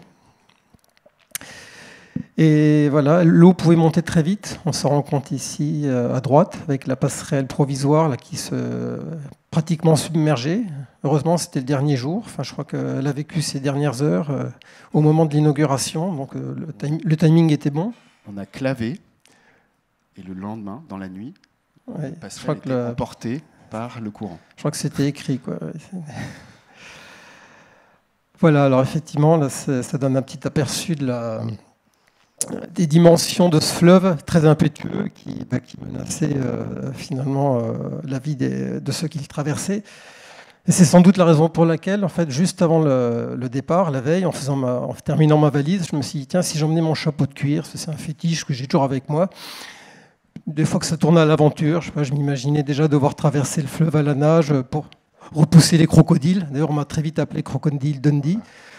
Bon, en fait, ce chapeau m'a plutôt transformé en Indiana Jones, puisque ça a été assez vite des conditions de roulage très particulières. Bon, moi, personnellement, j'aime beaucoup ça, mais il a fallu aussi apprendre un petit peu à nos guides rwandais qui n'avaient pas l'habitude finalement de s'aventurer avec leur beau 4x4 de route dans des pistes comme ça, aussi détrempées et très boueuses. Cette latérite devenait extrêmement glissante dès lors que la pluie arrivait. Donc beaucoup de stress. Alors c'était pas forcément facile. D'autant qu'au départ, on était censé faire 3 petits quarts d'heure de route tous les matins et tous les soirs. Et avec la pluie, ça s'est transformé parfois en 2 heures de trajet, à tel point que pour maintenir l'activité sur le chantier, on partait de nuit pour arriver au petit matin, au lever du jour, et même chose le soir. Donc ça faisait des journées très très remplies. C'est une action, un plan, une stratégie établie après la réunion de crise où on s'est Oui, il y a eu quelques réunions du G10 le soir pour essayer de recaler l'emploi du temps. Alors beaucoup de surprises aussi en chemin, vous voyez, des arbres qu'il fallait dégager, de 4x4 aussi qu'il fallait ressortir de l'ornière. Enfin bon, on a eu vraiment beaucoup de surprises, mais ça se passait toujours dans la bonne humeur. Comme le disait Julien, il y a toujours énormément de monde au bord des chemins, des routes. Et en permanence, tout de suite, quelqu'un arrivait pour nous aider. Alors ici, là, on voit un passage qui était assez cocasse, où en fait, il a fallu, une fois de plus, sortir le 4x4 qui ne pouvait plus monter, malgré toute l'aide des villageois. Et finalement, l'astuce a été trouvée par B2P, qui était allé chercher avec leur pick-up de la balle de riz. C'est un pays très agricole qui conserve tout, en fait. Les Rwandais sont très conservateurs, ils gardent tous leurs déchets. Et en fait, ces écorces de riz qui sont siliceuses, alors là, je vous en parle en connaissance de cause, puisqu'on leur connaît beaucoup de débouchés actuels, on va dire en termes d'éco-construction, enfin, en ce sens où ce sont des produits qui permettent d'améliorer les caractéristiques de matériaux, tels que les bétons. Là, l'idée était de les mettre sur la latérite glaiseuse, et en fait de redonner un peu de grippe pour les 4x4. Et ça a très bien fonctionné, à tel point que ensuite on avait toujours des balles, quelques sacs dans le coffre. Voilà, donc beaucoup d'entraide, toujours dans la bonne humeur, vraiment, c'était ça qui a été formidable et qui fait que ces moments qui auraient pu être pas très drôles, finalement, tout le monde riait, quoi. On s'est tous progressivement acclimatés à ces conditions, si bien que travailler sous la pluie, d'une part, ou prendre la route après l'orage, finalement, c'était devenu une espèce de routine, là aussi. Oui, on s'habitue à tout. Hein. Voilà. Au départ, c'était vraiment pas ça. Denis, maintenant, Denis va nous parler des conditions, je laisse décrire, de logement. Oui, alors on nous a beaucoup demandé, mais où est-ce que vous avez dormi, qu'est-ce que vous avez mangé? Alors on va répondre à ces questions. Donc en fait, l'association Bridges to Prosperity, elle loue une maison à un villageois. Et donc on avait des chambres de 2. Alors la chambre, c'était 4 murs, 2 lits et une fenêtre avec des barreaux. Jean-Bernard a osé la comparaison avec une cellule. Et comme notre régime était principalement à base de riz, il a même osé la comparaison avec Carlos Ghosn. Voilà. Alors les douches, c'était au seau. Alors on en avait une qui était dans une petite pièce avec 4 murs, mais comme on était 10 à devoir se laver, on a rapidement mis en œuvre une douche dans la cour intérieure de la maison. Là c'est le jour d'orage là. Ouais, et puis c'est vrai qu'on s'est lavé, on a profité d'un bel orage pour se faire laver par la gouttière. C'était très pratique. Et puis le régime, donc c'était un régime principalement végétarien. Je crois qu'on a mangé de la viande 2 fois. Margot se souvient être allée chercher les poulets vivants au marché. On lui a demandé de tâter le poulet pour voir s'il était bon. Donc sinon, on a mangé du riz, des patates douces, des épinards, Du matoké, des bananes. une sauce à base de tomates. Voilà, donc Tous les jours, la même sauce. Tous les jours. Ouais, on a eu un régime qui était assez pas le petit-déj. qui changeait pas trop, mais bon, enfin on a quand même. Enfin, moi je trouve qu'on a très bien mangé. On a mangé largement à notre faim. Je pense que tous les Rwandais ne peuvent pas en dire autant, donc on n'était vraiment pas à plaindre. Et puis on avait quand même des fruits délicieux. Ça, c'était mieux qu'ici quand même. Donc là, un conseil de guerre, là. Voilà. Réunion le soir où on décidait des méthodes, voilà, où on discutait dans la sérénité, des conditions climatiques notamment. Donc ça c'est les étirements le soir parce que finalement travailler toute la journée c'est pas des choses auxquelles on est, enfin travailler physiquement toute la journée c'est pas des choses auxquelles on est très habitué. Donc on a eu des petites séances d'étirement par nos safety managers. Pas d'accident, autant chez les Français que chez les Rwandais. Des petits points de vigilance sur le respect des conditions de sécurité. On s'est un peu fait rappeler à l'ordre, nous, par Évariste. Et parmi les tâches qui étaient vraiment dures, Ingrid en parlait, c'était porter tout le platelage. Ça, pour moi, ça a été une des 2 opérations les plus physiques. L'autre, c'était, donc, Ingrid vous en parlait aussi, c'était resserrer ces aciers en béton armé. J'ai passé une journée à faire ça. J'avais plus de main pendant les jours suivants. Et donc, j'avais mis en place au bout de 4 jours, parce que moi, j'en avais besoin. Séance d'étirement le soir, c'était utile et relaxant. Alors on a croisé pas mal d'enfants le long des routes, notamment des enfants avec des vélos très low-tech. Donc c'était assez instructif pour nous. Donc même si donc on a eu, avec cette histoire d'orage qui intervenait tous les jours, donc à minimum entre midi et voilà, minimum à midi, et c'était à 16h, donc on a pris beaucoup de retard, plus le temps passait. Et donc on a dû travailler le dimanche. Normalement c'était jour de repos, on devait faire du tourisme, ça n'était pas le sujet. Il y a plein de choses aussi qui étaient des à côté de l'expérience qui fait partie des attendus, on va dire, du travail avec l'association Bridges to Prosperity. Donc des événements auxquels on n'a pas pu participer, mais par contre c'est le cas de Caroline.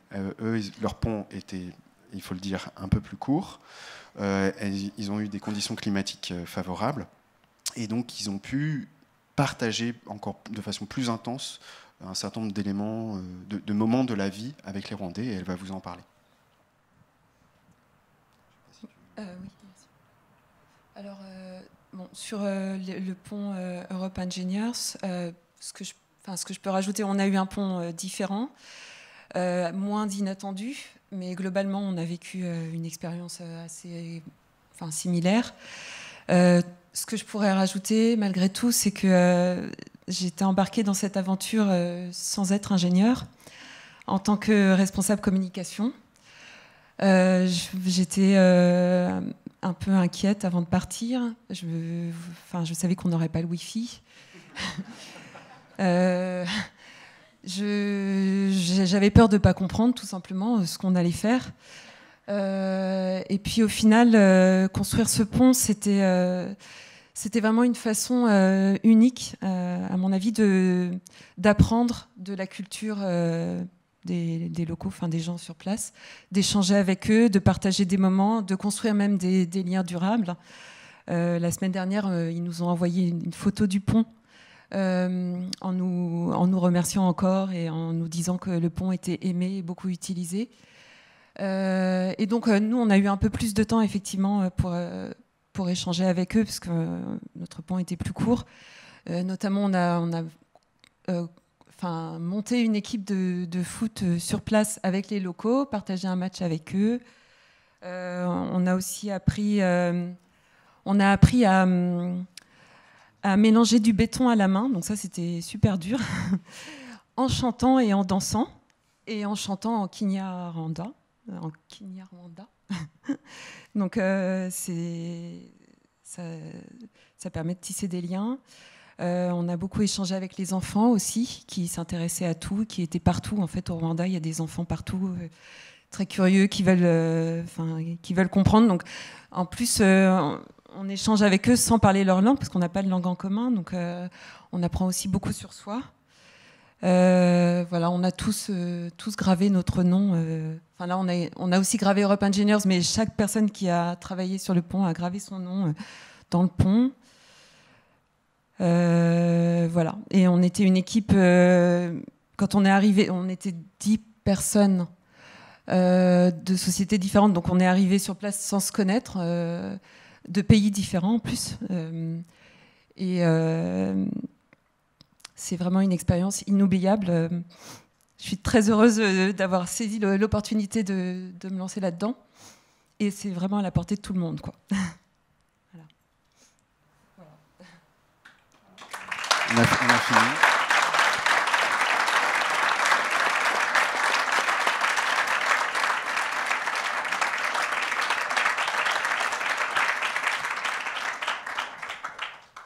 Donc maintenant, à vos questions, si vous en avez.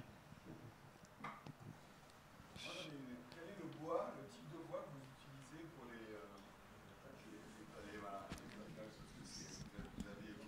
les ouais, c'est... Ouais, c'est des eucalyptus qui viennent du sud du Rwanda et c'est des arbres qui ont une 50aine d'années. Et du coup, ils sont découpés sur place, ils ne sont pas des gauchis. Ils avaient été coupés peut-être un mois ou deux avant qu'ils nous les livrent, quoi. Donc c'est du bois local, mais qui attaque des stocks qui ne sont pas renouvelés. Donc c'est un vrai sujet.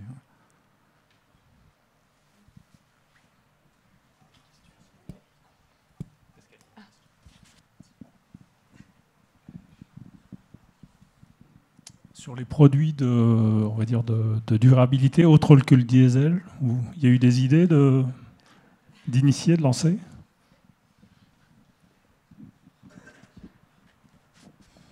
Déjà, juste une précision, c'est qu'on n'a pas pu intervenir dans le design. Nous, on prend le train en marche. C'est-à-dire que vraiment, l'association, elle est dans ses activités et une société telle que CETEC permet d'abonder dans le projet et d'envoyer un certain nombre de ses collaborateurs. À notre tour, on a fait un certain nombre de remarques sur des alternatives, sur les moyens de construction et aussi ce genre de choses. Notamment, au-delà du diesel, c'est tout simplement la durabilité du pont. Est-ce qu'on peut proposer d'autres plaquelages?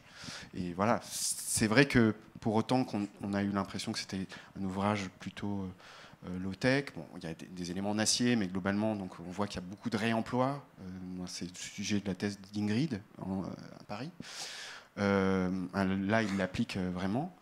Et voilà, le diesel, c'est vrai que les premiers jours, quand on a ouvert les jerrycans, qu'on a senti, ah oui, c'est vraiment du diesel, et c'est ça qu'on va mettre sur les planches, et il va pleuvoir dessus. Bon, c'est vrai qu'on était un petit peu mal à l'aise. Mais encore une fois, vu le moment où on est intervenu, c'était impossible de proposer d'autres choses. Et voilà, l'association est vraiment en train de développer des alternatives. Enfin, en tout cas, nous a dit qu'elle essayait de développer des alternatives à ce plaquelage pour répondre à un certain nombre de critères, notamment sa durabilité et l'impact éventuellement environnemental de ce diesel. Il faut préciser que le Rwanda est un pays qui est un des plus propres que j'ai pu visiter. Il y a une culture très forte, notamment tous les samedis matins, un samedi matin par mois, vous avez le Umuganda, qui est les travaux d'intérêt communautaire, où on vous arrête dans la rue si vous ne participez pas à ces travaux communautaires.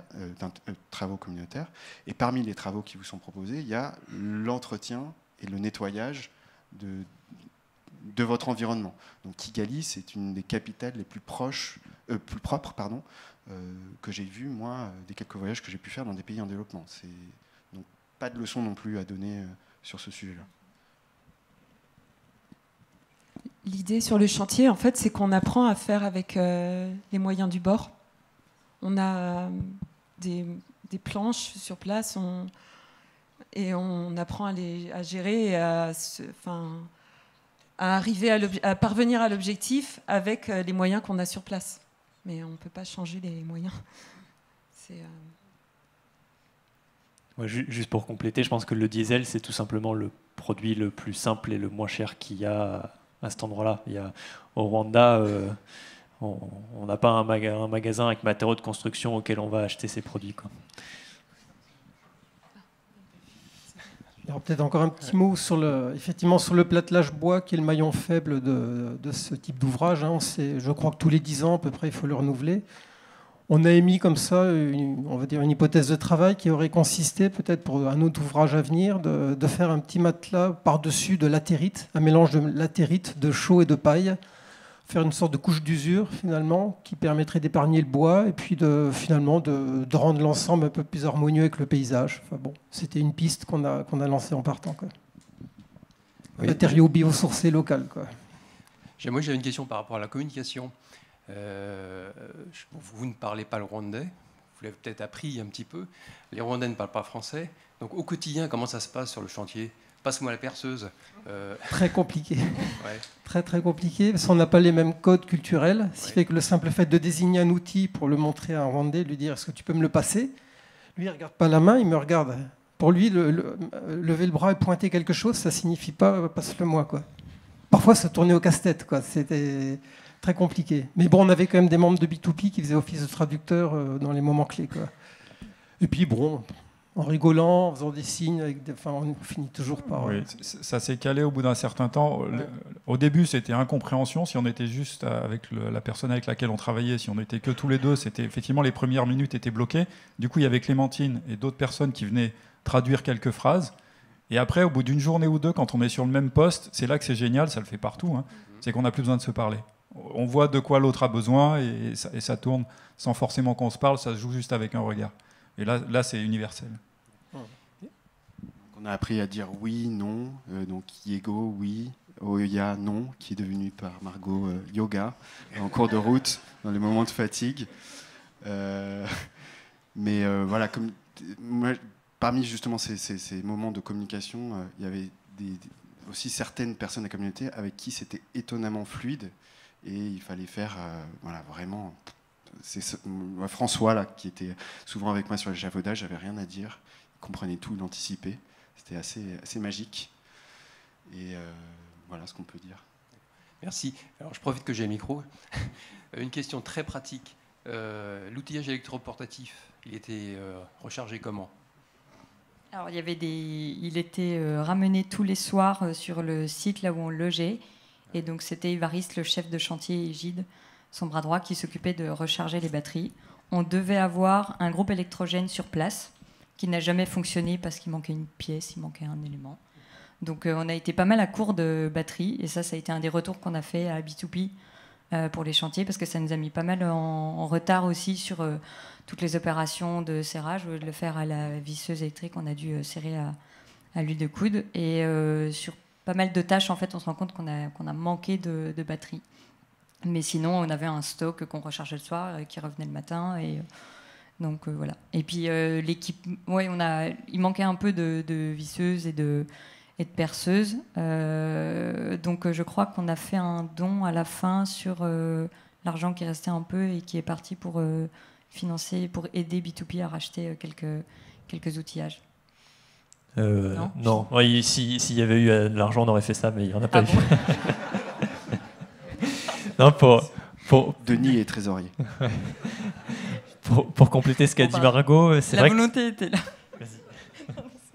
Pour compléter ce qu'a dit Margot, c'est vrai que la variable énergie, c'est quelque chose qu'on n'avait pas du tout anticipé et qui s'est révélé être...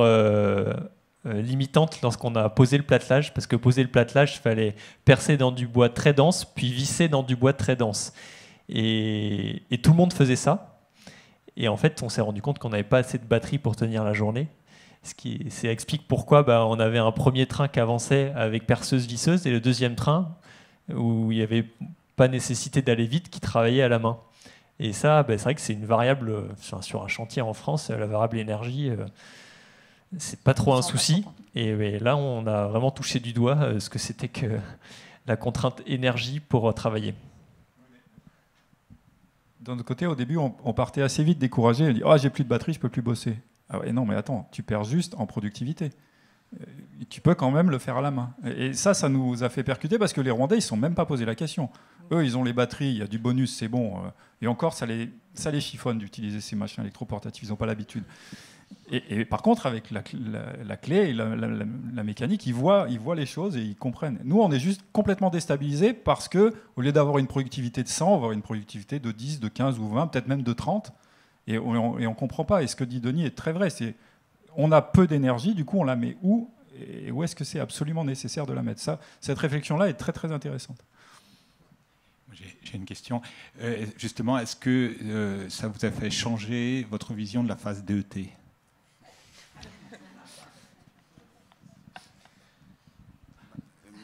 Je dois avouer, moi, en tant qu'ingénieur structure, je suis plutôt quelqu'un de bureau d'études et j'ai été confronté à quelques expériences de chantier, mais comme d'habitude, on passe, on vient prendre des photos, on vient observer quelques... Et là, d'être vraiment au cœur de l'action, on voit vraiment ce qui fait, bien évidemment, la magie de notre métier. C'est de voir les choses se construire au jour le jour, d'intervenir dans les méthodes de construction, etc. Moi, en tout cas, ça m'a rendu encore plus enthousiaste sur ces choses-là. En ce moment-là, j'ai un projet qui est en train de passer en chantier. Donc j'étais déjà enthousiaste, mais là, je le suis encore plus. Voilà. Juste, le rapport à l'objet est encore plus renforcé.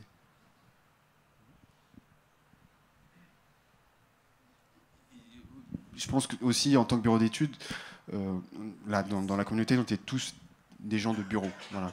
Donc la vision organisation de chantier, ça aussi, c'était quelque chose auquel vraiment la répartition des tâches, l'organisation de la journée, est-ce qu'on fait avec cette histoire d'orage, est-ce qu'il faut faire un snack à 10h et qu'on travaille jusqu'à 15h, enfin tout ce truc très humain de la vie en commun, ça c'est quelque chose dont on a moins l'habitude en tout cas de traiter sur nos projets, où on est voilà, en petit nombre la plupart du temps et ces questions-là se posent moins. Oui, ça pour compléter... la remarque de Pascal, on se rendait, enfin, je pense qu'on a tous été frappés par la capacité, en fait, la force humaine à déplacer un pylône qui faisait 350-400 kilos quand on était tous ensemble. Enfin, c'est vraiment la cohésion et la force humaine qui mène à bien ce type de projet. Et c'est vrai que dès qu'il manquait un peu de batterie ou de force, nous, on avait besoin de faire plus souvent des pauses que les Rwandais. Il faut savoir alors que c'était globalement les femmes, moi, m'ont impressionné. Il y avait notamment Goretti, qu'on a vu pas mal sur les photos, qui était un tout petit bout de femme très mince et qui avait une énergie et une force qui ne prenait jamais de pause. Nous, on faisait un snack à 10h, il n'en faisait pas. Il travaillait des fois jusqu'à 13-14 heures depuis 7 heures du matin. Après, il faut savoir que ce sont des paysans, donc ils sont habitués à ce genre de travail, et on se rend compte que nous, en bureau, on fait pas ce genre de, on n'a pas les mêmes capacités physiques qu'eux à tenir. Comment ? Oui, ça va changer. Non, en tout cas, c'est très impressionnant et voilà. Il y a une chose à préciser, c'est que nous, on était dans notre petit monde, on venait le matin avec nos 4x4, on rentrait le soir avec nos cooks qui nous auraient préparé à manger, même si on discutait jusqu'à minuit pour savoir ce qu'on allait faire le lendemain et faire les plannings et les plans. Le matin, sur la route, on croisait Sophie avec son brodo qui allait chercher l'eau pour la famille. Et ils n'étaient pas là tous les jours, parce qu'il y a des moments, comme ils sont en autonomie sur un tout petit terrain agricole, avec leur famille, avec leurs enfants, avec leur bétail, ils avaient une double journée, clairement, quand ils faisaient le travail sur le chantier. Et ça, nous, on ne l'avait pas. Ouais. Oui, bonjour. Moi, je m'intéresse un peu sur les aspects sociaux de ce type de projets, que normalement, ils sont mis un peu à l'avance comme une initiative de Women Empowerment, nettement, spécialement dans la partie de Bridge Committee, où ils essayent d'intégrer déjà la communauté, mais certains personnes de la communauté qui normalement sont ou marginalisées, ou nettement des femmes, des choses comme ça. Et aussi, il y a aussi un aspect de skill transfer, donc un transfert de compétences. Et dans votre projet, les locaux, est-ce qu'ils sont engagés ponctuellement pour ce type de projets, et après, qu'est-ce qu'ils font? Ils continuent à construire des ponts? Est-ce qu'ils s'intéressent plus sur l'ingénierie? Est-ce qu'il y a vraiment un transfert de compétences de eux envers vous, vous envers eux? C'est quoi la durabilité en termes de compétences pour la communauté de ce type d'initiative? Je ne sais pas si vous pouvez dire quelque chose par rapport à ça. Alors, dans les gens avec qui on a travaillé, il y avait les 2 chefs de chantier qu'a présenté Julien au début. Et puis, il y avait, je crois, ils avaient un contremaître aussi. Donc, 3 personnes, en fait, qui font tous les chantiers au Rwanda de pont. Et ensuite, il y avait donc 10 personnes de la communauté qui faisaient partie de ce qu'on appelle le Bridge Committee. Et puis 10 ouvriers, enfin 10 à 20 ouvriers en plus selon le volume de travaux à faire dans la journée. Donc il y a les personnes qui font partie du Bridge Committee. Pendant le chantier, on les fait participer, on s'assure qu'elles participent toutes à toutes les tâches pour qu'ils aient vu au moins toutes les étapes de construction. Parce qu'on sait qu'après, c'est à elles qu'on va demander de faire le diagnostic du pont et de faire les éventuels travaux de réparation qui s'imposent. Donc, quand ils sont avec nous, ils voient comment manipuler les outils, ils comprennent les étapes de construction du pont. Et puis, ils ont un manuel à la fin. Et ça s'arrête là. Après, je ne pense pas que Bridges to Prosperity assure quelque chose en plus.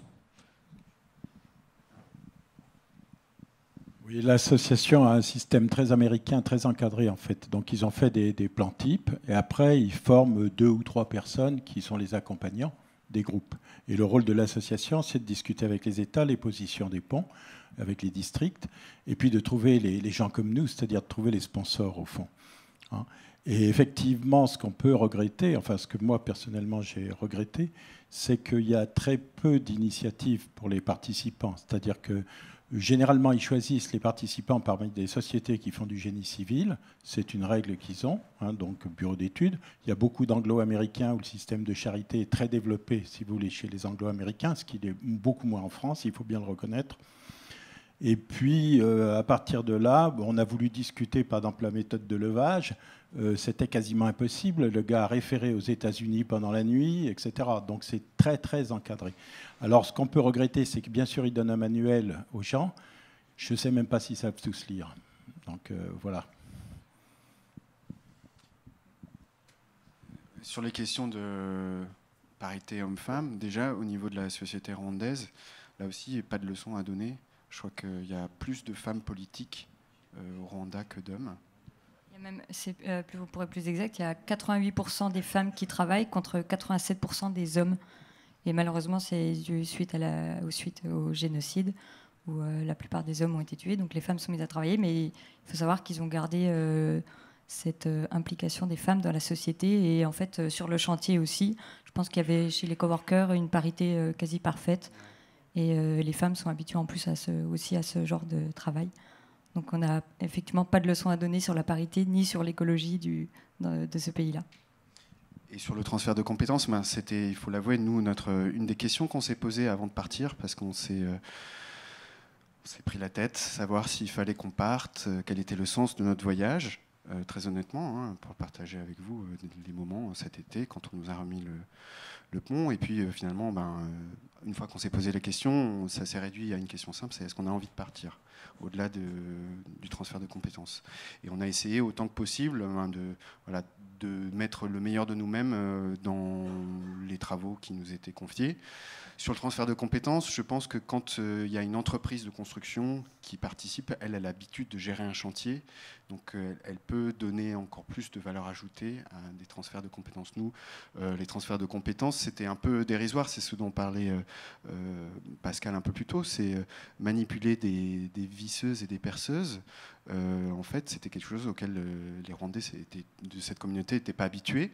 Donc juste ça, en tant qu'occidental, d'avoir l'habitude de faire 3 fois dans sa vie des trous pour mettre une étagère, était une forme de transfert de compétences. Après, voilà, encore une fois, notre intervention était très ponctuelle pendant 10 jours, donc notre capacité de déployer un savoir, etc., est assez réduite. Et puis le transfert de compétences, de toute façon, on ne peut pas imaginer que les Rwandais seront capables de reconstruire le même pont a posteriori. Et puis il y a comme dans tout savoir, s'il y a un problème d'érosion, c'est-à-dire que le fait de faire un pont, c'est quelque chose d'exceptionnel. Et maintenir ce savoir-là, c'est quelque chose de difficile. Je parlais avec quelqu'un qui travaille dans le militaire chez Médecins sans frontières ce week-end. Il disait, quand nous, on intervient aussi chez Médecins sans frontières, on a toujours l'impression que le savoir qu'on va transmettre, il s'érode parce qu'on va peut-être enseigner des savoirs un peu particuliers et qui ne vont pas être entretenus régulièrement. Donc c'est toujours un peu difficile. Et après, on peut revenir sur qu'est-ce que le sens d'une aide au développement, etc. J'ajouterais sur le transfert de compétences que le transfert de compétences, il se fait aussi dans l'autre sens. Alors, nous, en tant que l'équipe low-tech du challenge, on était quand même particulièrement intéressés par ça.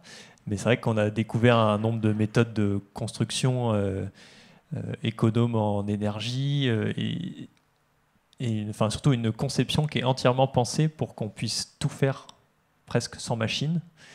Je pense qu'on a progressé en innovation low-tech, les 10 participants.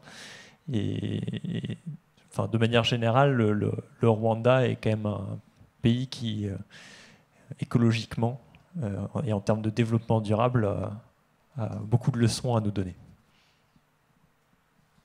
Juste sur le rapport au travail aussi, Margot en parlait, il y a cette dextérité.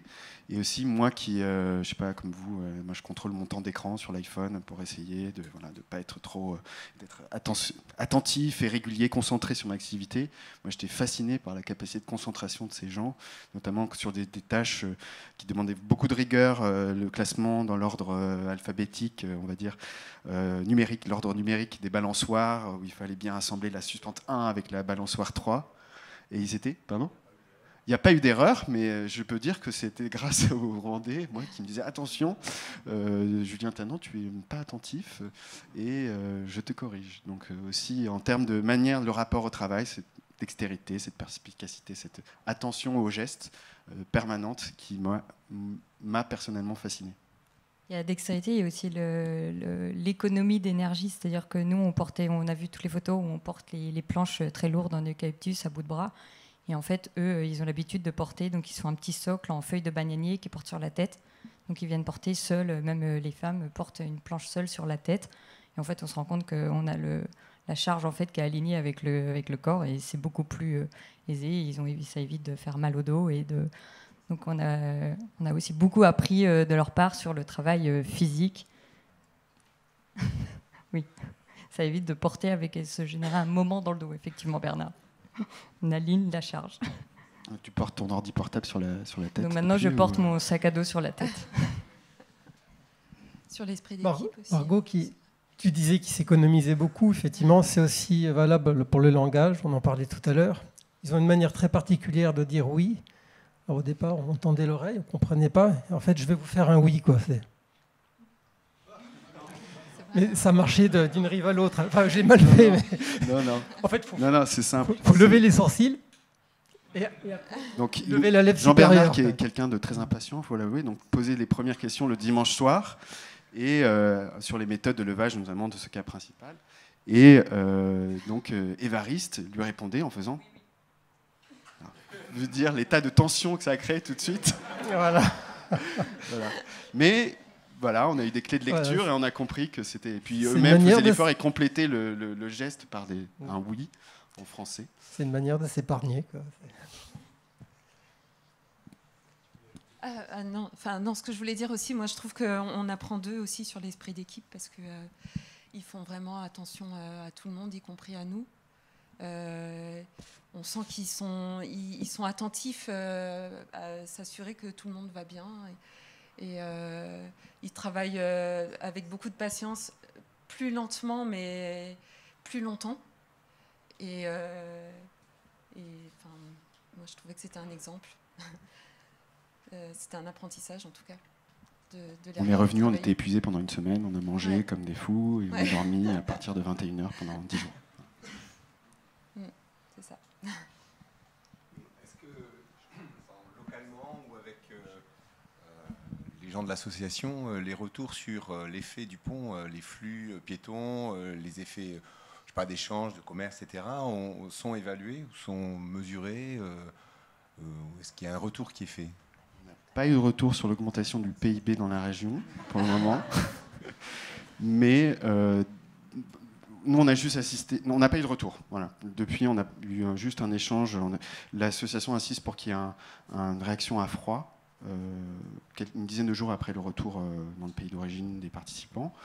Et on a échangé sur un certain nombre de sujets. Ils nous ont notamment dit qu'il avait cessé de pleuvoir après notre départ.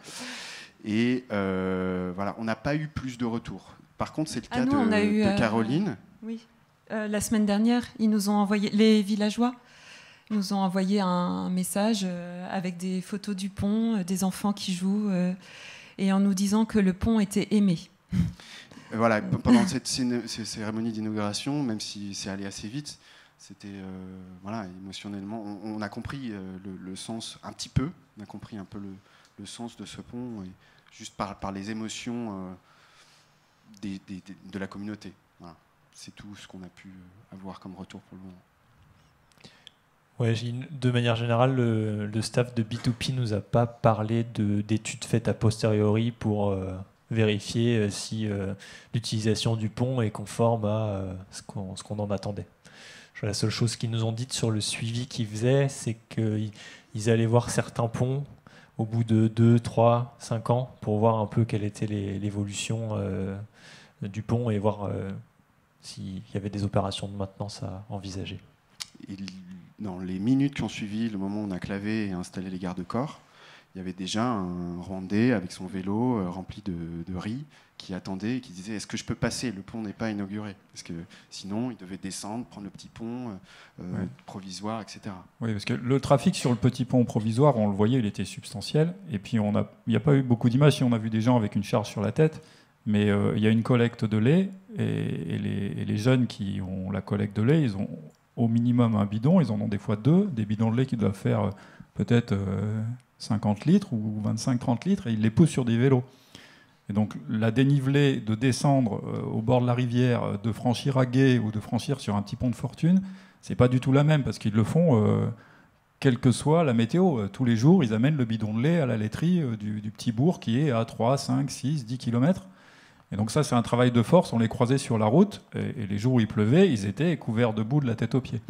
Donc voilà, il n'y a aucun véhicule motorisé. On était les seuls avec nos soucoupes volantes d'extraterrestres. Les autres, ils avaient et même pas d'animaux de trait. Donc c'est tout la force humaine. Et l'image de droite, c'est vraiment l'archétype du transport. Nous, on a des camions, bah, eux, ils ont ça. Voilà. C'est un jeune d'une vingtaine d'années qui pousse sur son vélo une charge plus ou moins encombrante. Ouais. Alors quand c'est léger, ça déborde des deux côtés. Hein, c'est des chargements de bois ou de bananes. Donc c'était lui, le jeune homme dont je vous parlais, voilà, qui a, une fois qu'on a clavé, le premier utilisateur jeudi soir, la veille de l'inauguration. Il n'y a pas de limitation de charge? Bien sûr. Heureusement. Mais je me souviens plus, c'est 400 kg par mètre carré, je crois. Et donc, au moment où il y avait eu, en cours de chantier, on a eu le passage d'officiels qui étaient très inquiets. Alors, c'était aussi des moments où on était assez mal à l'aise parce que ils nous disaient, mais un pont comme ça, vous l'auriez pas chez vous. Genre, c'est un peu, voilà, c'est pas top, quoi. Donc, et nous, on était justement dans cet enthousiasme de voir comment, avec une économie de moyens, on franchit 70 mètres avec du réemploi. Et donc, ils me demandaient justement, mais est-ce que ce pont tient vraiment? Et donc, on avait une discussion sur la charge, la capacité portante, et je ne sais plus, voilà, 400 kg par mètre carré, mais j'avais fait un calcul, je ne sais plus, c'était 15 voitures, ou voilà, un truc comme ça. Un troupeau de vaches. Et effectivement, de toute façon, après, au-delà des matériaux qui sont mis en œuvre, il y a une réflexion sur des coefficients de sécurité de 2, 3. 3. Donc, dans l'absolu, une charge, voilà, 400 kg, c'est plutôt à multiplier par 3. Et dans le concept de Bridges to Prosperity, c'est la largeur du pont qui détermine la charge. Parce que clairement, à partir du moment où vous ne passez pas un essieu, vous pouvez peut-être charger des vélos avec des briques, mais ils feront guère plus de 500 kg au mètre linéaire, et là on est bon. Et la largeur de la passerelle, c'est prévu pour faire passer des vaches, enfin des animaux, et aussi également des vélos ou scooters. Parce que là, c'était pas le cas parce que nous, la passerelle était très isolée, donc on n'a pas vu de roues venir jusque-là. Mais en tout cas, elles sont prévues pour pouvoir laisser passer aussi des scooters, mais pas des voitures. Et ce que dit B2P à juste titre, c'est que si la passerelle résiste le jour de l'inauguration, globalement, elle va toujours résister parce qu'elle est sollicitée à son maximum, disons. C'est l'effet, oui, Millennium, la passerelle de Londres, le jour de l'inauguration, qui a trop vibré et qui a été fermée au public, ce qui n'était pas le cas de la nôtre.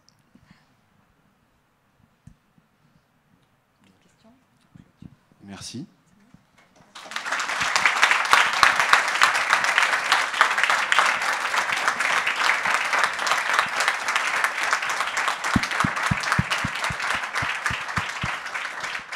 Je crois que c'est une des conférences les plus dures à conclure parce que d'abord, il y a eu rarement autant de monde dans la salle, autant d'enthousiasme. On n'a jamais autant dérapé dans le temps. Donc un grand bravo à vous d'abord pour avoir réalisé ces ouvrages et puis surtout pour avoir partagé ces moments-là avec nous parce qu'il y a eu des moments quand même très intimes que vous avez bien voulu partager. Un grand merci aussi aux généreux donateurs qui ont permis de rendre ces opérations possibles. Pour rebondir aussi dans les conclusions, les takeaways de ces opérations-là, pour rebondir sur la question de Bernard, est-ce que ça change notre vision de la phase DET ? Un chantier qui se passe en 15 jours, dans le respect des budgets, des délais, où il n'y a pas d'ordre de service, où il n'y a pas de clem. Il se passait quelque chose de magique quand même là-dedans. Moi je dis souvent qu'on est nombreux dans cette maison à être rentrés dans la profession pour laisser une trace élégante, intelligente et utile dans le paysage.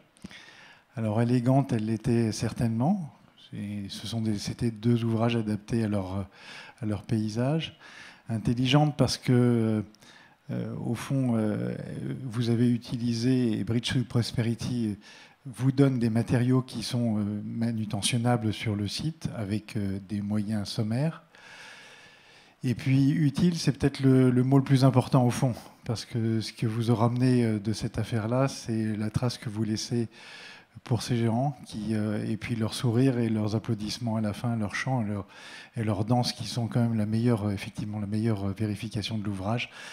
C'est le grand merci qu'ils vous ont adressé. Donc encore un grand bravo et un merci.